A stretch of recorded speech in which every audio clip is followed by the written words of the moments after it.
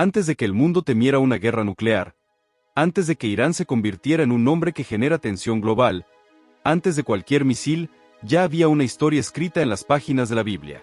Imagina que lo que hoy vemos como un conflicto político moderno entre Israel e Irán, en realidad sea parte de un plan antiguo, trazado por Dios hace miles de años.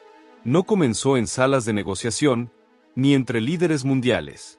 Todo comenzó con dos hermanos, y terminará con un enfrentamiento que sacudirá al mundo entero.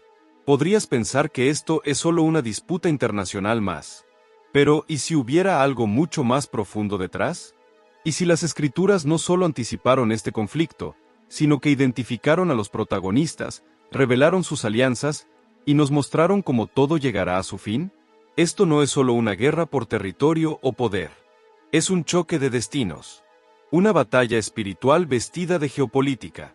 Un enfrentamiento que trasciende lo visible. La tierra que hoy llamamos Irán fue, en otro tiempo, conocida como Persia. Y lejos de ser un actor secundario, Persia ocupa un lugar central en la línea profética de Dios. Desde reyes que liberaron a Jerusalén, hasta visiones que anuncian una guerra final, su rol en la historia bíblica es tan sorprendente como crucial. Pero algo cambió. Lo que un día fue instrumento de redención, hoy se ha transformado en un enemigo declarado del pacto divino. El Irán moderno, renacido como una república islámica, no solo amenaza a Israel, financia el terror en sus fronteras, declara su odio abiertamente y jura su destrucción. ¿Coincidencia? No para las escrituras, que ya lo habían anunciado siglos atrás. Muy pronto, exploraremos una antigua profecía escrita por el profeta Ezequiel en el capítulo 38, donde no solo se menciona a Persia por nombre, sino que se le ubica en el centro mismo del conflicto final contra Israel. Volveremos al pasado para recordar el ascenso de Ciro el Grande, la valentía de la reina Esther, el dolor del exilio en Babilonia y las visiones profundas del profeta Daniel. Todas estas piezas forman un rompecabezas que podría estar tomando forma frente a nuestros propios ojos. Porque esto no es simplemente un conflicto más en Medio Oriente. No. Es un choque entre dos destinos. Es Israel contra Irán. Una batalla profética que nadie vio venir, y que podría cambiar para siempre la manera en que entendemos el tiempo final. Para entender por qué estas dos naciones están atrapadas en una rivalidad profética, no basta con analizar tratados políticos o fronteras trazadas por la historia reciente. Hay que excavar en lo más profundo del pasado, hasta el momento en que el destino de pueblos enteros fue sellado por la decisión de un solo hombre. Ese hombre fue Abraham. Un hombre al que Dios le prometió una descendencia y una tierra que marcarían la historia para siempre. Pero antes de que esa promesa se cumpliera plenamente, Abraham tuvo un hijo fuera del plan divino, Ismael, nacido de la esclava egipcia Agar. No fue el niño de la promesa, pero sí un hijo amado. Dios bendijo a Ismael, pero reservó el pacto para otro hijo, Isaac. Así nacieron dos linajes. Dos caminos con propósitos muy distintos. De Isaac vendrían los israelitas. De Ismael, muchas de las tribus árabes que más tarde darían forma al mundo islámico. Pero la historia no termina con Isaac e Ismael. Porque en otro rincón del linaje humano, aparece una figura casi olvidada en las predicaciones, pero clave en el rompecabezas profético, Madai, descendiente de Jafet, uno de los hijos de Noé. Madai y su pueblo se fusionaron con otra tribu poderosa, los persas.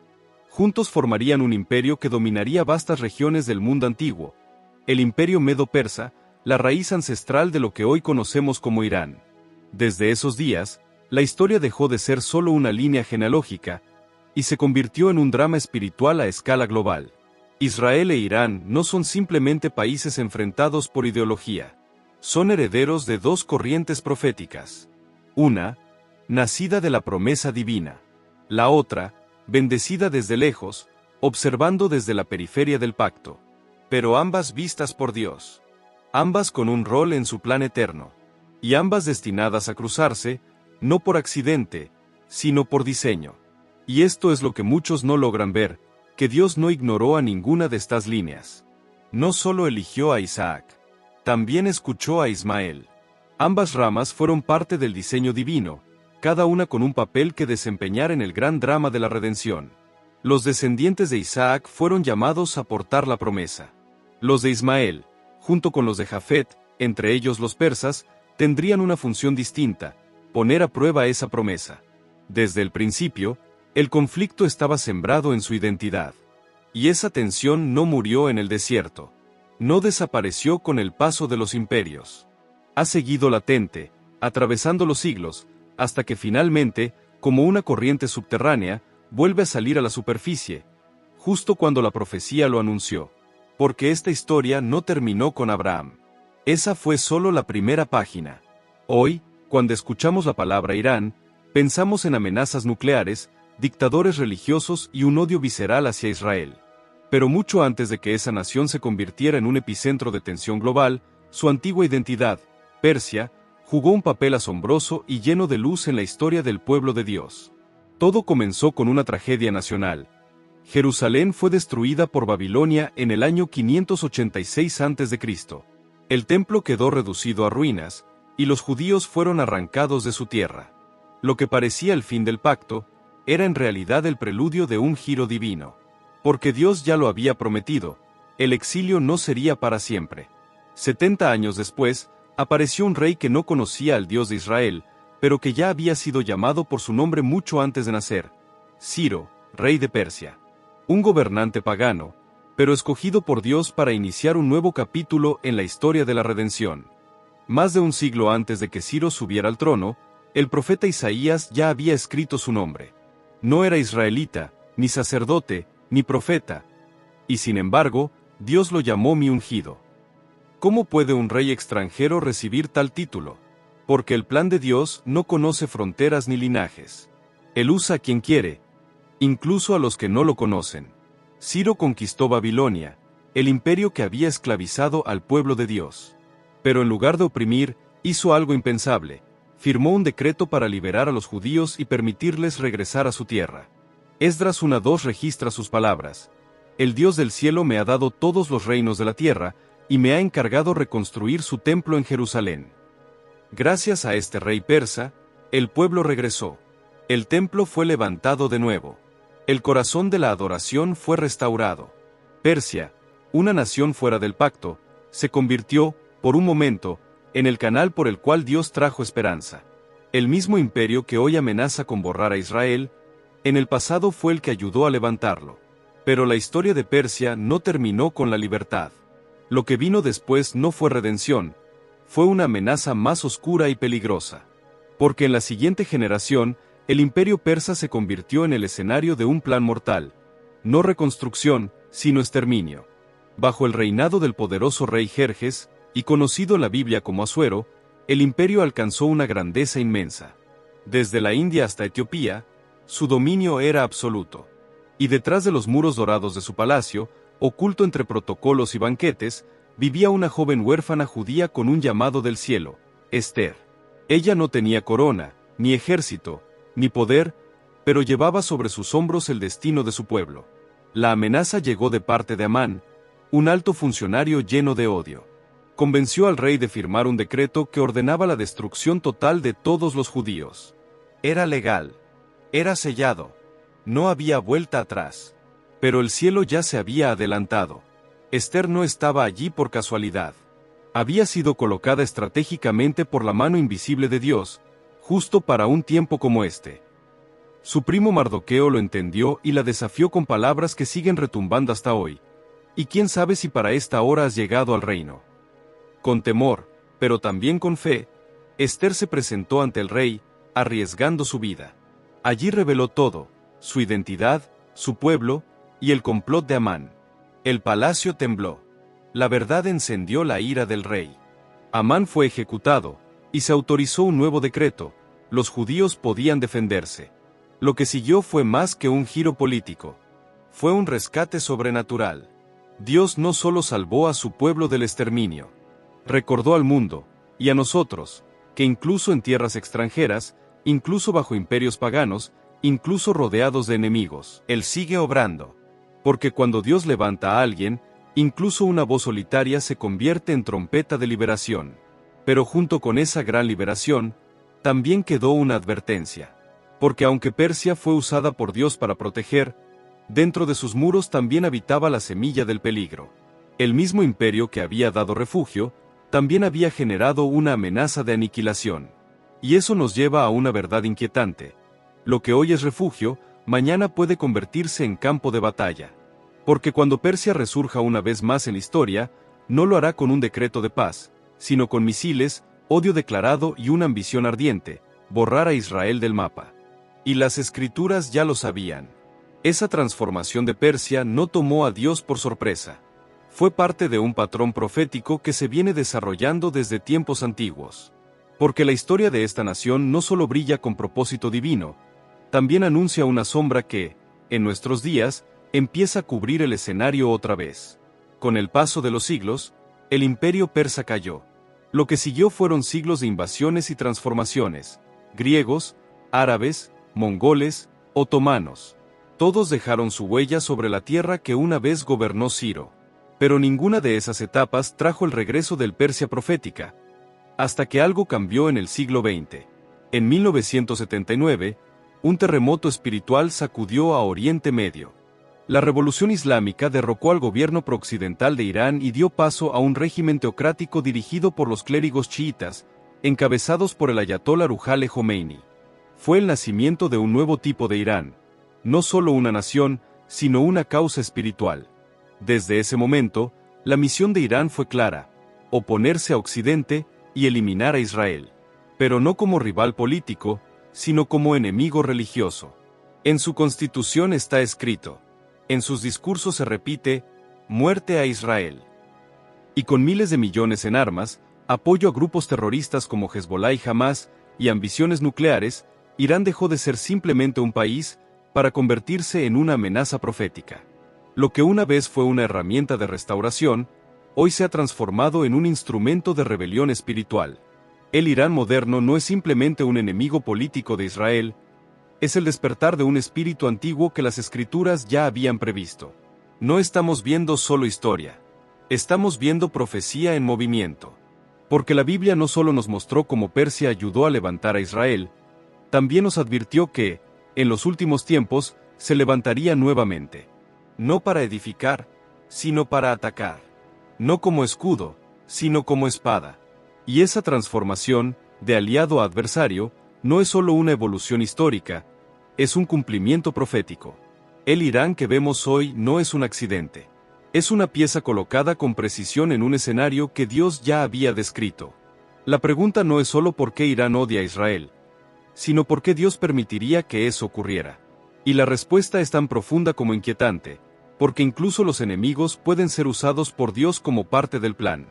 Siglos antes de que Irán se convirtiera en una amenaza nuclear, antes de los escuadrones de misiles y las alianzas militares, un profeta lo vio todo. En Ezequiel, capítulo 38. Una de las visiones más misteriosas y decisivas de toda la Escritura. Allí, Dios revela un evento futuro, una coalición de naciones que se levantarán juntas con un solo objetivo: invadir Israel. No por recursos, no por venganza, sino por algo mucho más antiguo: desafiar al Dios que eligió a ese pueblo. Y en medio de esa coalición, ¿quién aparece? Persia. Sí, la misma tierra que hoy conocemos como Irán. Ezequiel la menciona por nombre junto a Cus y Fut, con armaduras y escudos listos para la guerra. Persia es el primer nombre en la lista. Y eso no es casualidad. Pero Persia no estará sola. Liderando esta alianza aparece una figura enigmática: Gog, de la tierra de Magog, príncipe de Mesec y Tubal. Su identidad ha sido debatida por siglos. Algunos estudiosos creen que se refiere a regiones al norte de Israel, posiblemente zonas de lo que hoy es Rusia o Asia Central.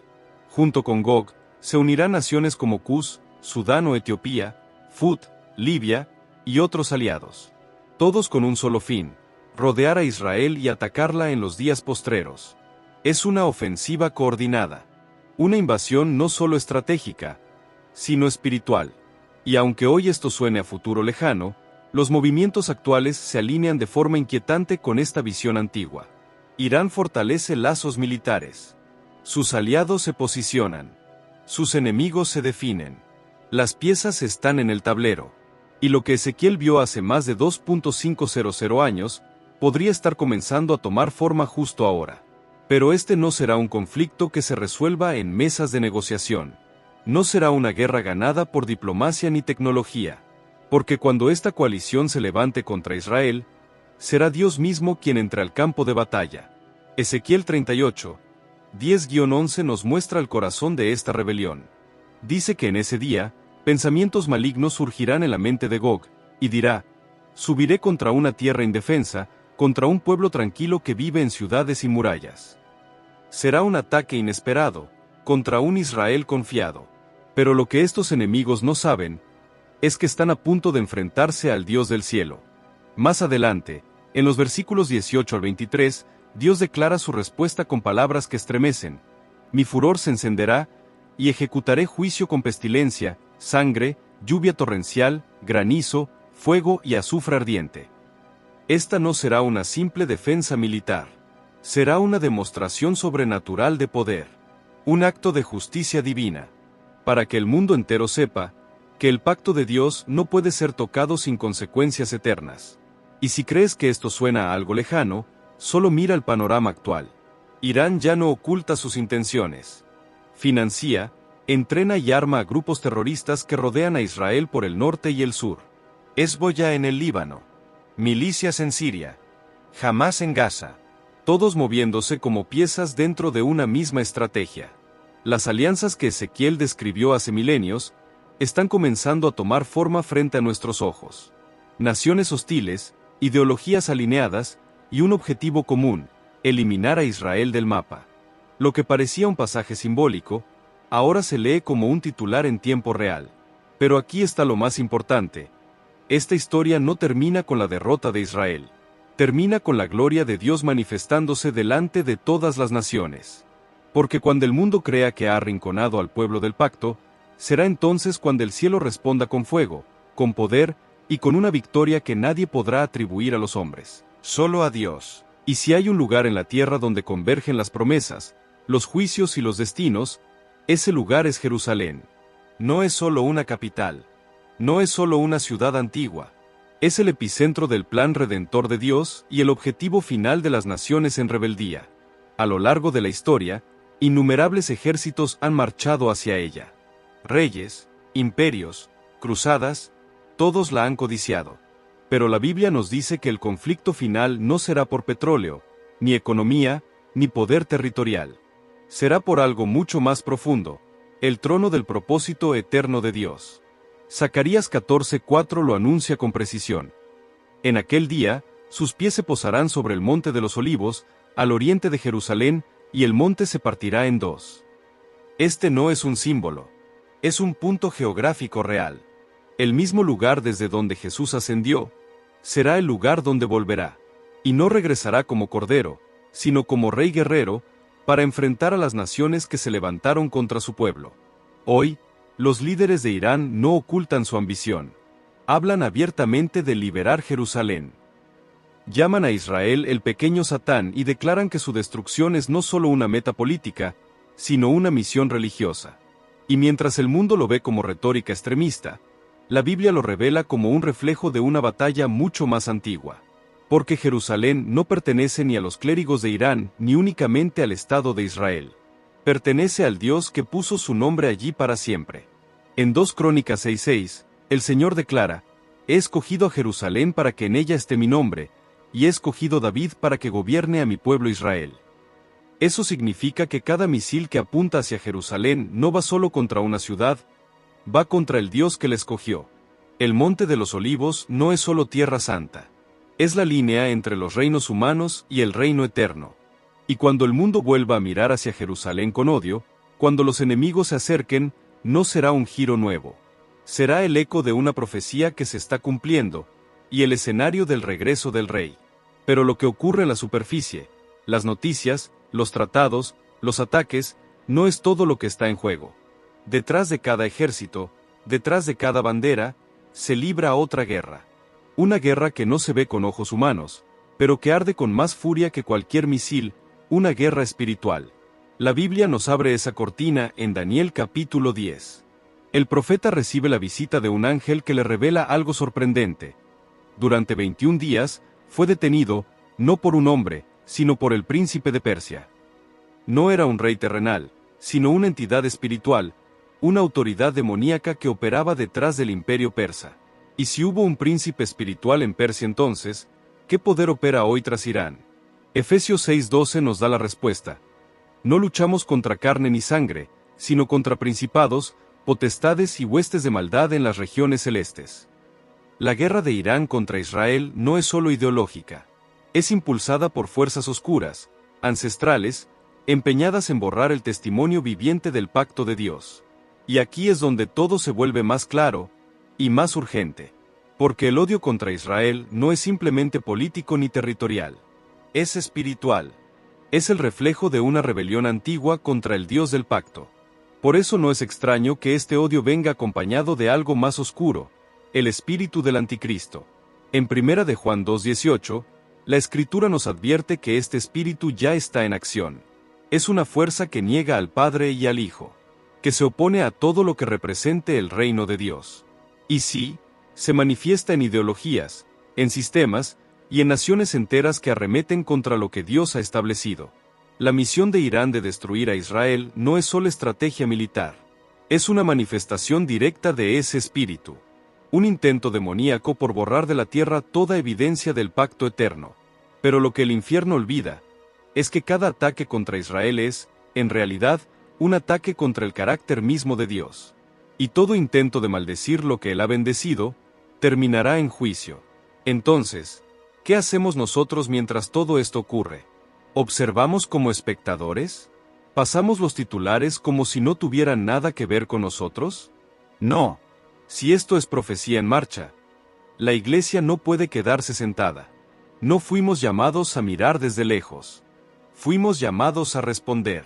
Y no con armas, ni con pánico, sino con discernimiento, firmeza y oración. Porque la Iglesia nació en Jerusalén. Fue allí donde el Espíritu Santo descendió como fuego. Y es hacia esa misma ciudad donde todas las miradas proféticas vuelven en estos últimos tiempos. Este no es el momento para estar dormidos. No es el tiempo para la distracción, ni para la tibieza. El Salmo 122:6 nos lo recuerda con urgencia. Orad por la paz de Jerusalén, prosperen los que te aman. No es solo un acto de solidaridad, es obediencia al corazón de Dios. Pero orar no es todo. La Iglesia también debe despertar con discernimiento.